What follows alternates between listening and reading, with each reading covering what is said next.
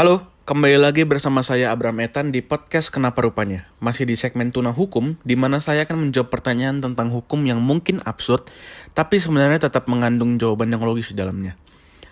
Kali ini pertanyaan yang diajukan berasal dari Instagram dengan username @nadiadavina. Shoutout buat Nadia, thanks buat pertanyaannya.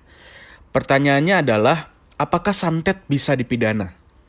Ya, bisa dilihat pertanyaannya semakin absurd ya. Tapi nggak apa-apa karena di mana ada pertanyaan, di situ ada jawaban. Kalau nggak bisa dijawab, jawab aja pakai kenapa rupanya. Nah, jadi pertama-tama kita samain frekuensi dulu. Apa sih itu santet? Sebenarnya santet menurut KBBI artinya sihir. Udah itu aja. Kurang jelas? Kalau merujuk ke pengertian ahli, menurut Profesor Dr. Tubagus Roni Nitibaskara, santet adalah suatu tindakan yang bisa mencelakakan orang lain dengan sarana-sarana ilmu gaib yang pada umumnya merugikan. Itu bisa berupa penyakit ataupun kematian. Itu pengertiannya.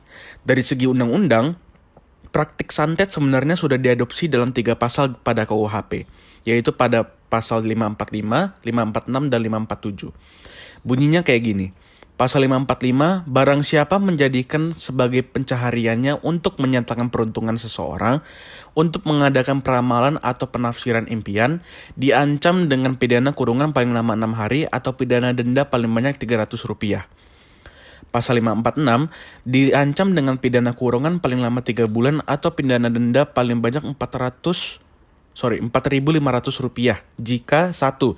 Barang siapa menjual, menawarkan, menyerahkan, membagikan, atau mempunyai persediaan untuk dijual atau dibagikan jimat-jimat atau benda-benda yang dikatakan olehnya mempunyai kekuatan gaib. 2. Barang siapa mengajar ilmu-ilmu atau kesaktian-kesaktian yang bertujuan menimbulkan kepercayaan bahwa melakukan perbuatan pidana tanpa kemungkinan bahaya bagi diri sendiri. Sedangkan pasal 547, seorang saksi yang ketika diminta untuk memberi keterangan di bawah sumpah menurut ketentuan undang-undang dalam sidang pengadilan memakai jimat-jimat atau benda-benda sakti, diancam dengan pidana kurungan paling lama 10 hari atau pidana denda paling banyak Rp750. Bingung? Jadi intinya pasal 545 mengatur larangan seseorang berprofesi sebagai tukang ramal atau penafsir mimpi.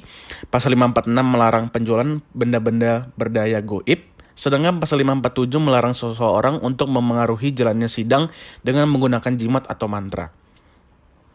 Tapi, kalau dalam istilah orang hukum, pasal-pasal ini dibilangnya pasal mandul. Kenapa? Karena pasal-pasal ini tidak pernah diterapkan dalam praktik. Kenapa? Ya karena tindakannya itu magis, goib. Jadi pembuktiannya pun sangat sulit untuk dilakukan. Nah, kalian tahu nggak sih selama beberapa tahun belakangan ini ada wacana rancangan undang-undang KUHP atau RUU KUHP. Nah, salah satu pasal di draftnya itu yaitu pasal 292 ayat 1 dan ayat 2 yang berbunyi kurang lebih. Ayat 1 menyebutkan bahwa setiap orang yang menyatakan dirinya mempunyai kekuatan gaib, memberitahukan, menimbulkan harapan, menawarkan atau memberikan bantuan jasa kepada orang lain, bahwa karena perbuatannya dapat menimbulkan penyakit, kematian, penderitaan mental atau fisik seseorang dipidana dengan pidana penjara paling lama 5 tahun atau denda paling banyak kategori 4. Ayat 2 menyebutkan jika pelaku tindak pidana tadi melakukan perbuatan tersebut untuk mencari keuntungan atau menjadikan sebagai mata pencaharian atau kebiasaan, maka pidananya ditambah sepertiga. Oh iya, bagi yang belum tahu, kategori 4 tadi itu berarti pidana dendanya paling banyak Rp75 juta. Nah, memang norma hukum biasanya tidak akan masuk ke wilayah yang gaib atau penyebab yang gaib. Norma hukum hanya menelaah untuk hal-hal yang nyata sepanjang dapat dijangkau oleh akal sehat manusia.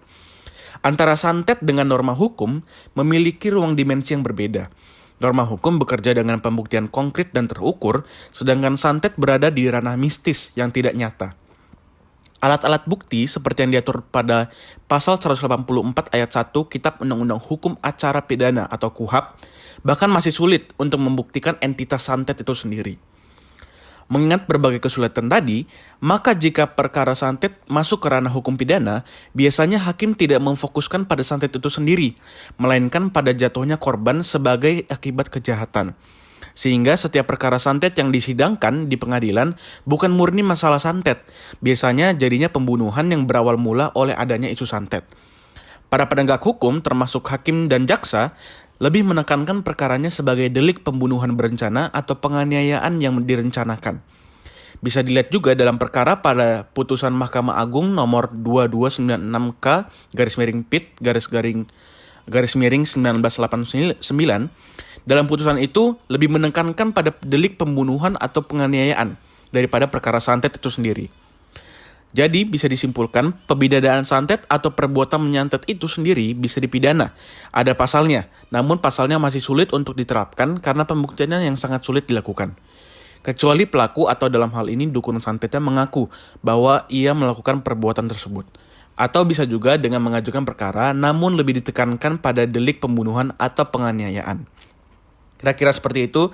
Jika ada kesalahan mohon dimaafkan karena saya tidak lebih dari seorang tuna hukum. Jika kalian suka konten seperti ini, jangan lupa share ke teman-teman kalian. Dan jika kalian ingin mengajukan pertanyaan, bisa melalui Instagram saya @abrametan_. Dan udah sih itu aja. See you in the next episode. Dadah.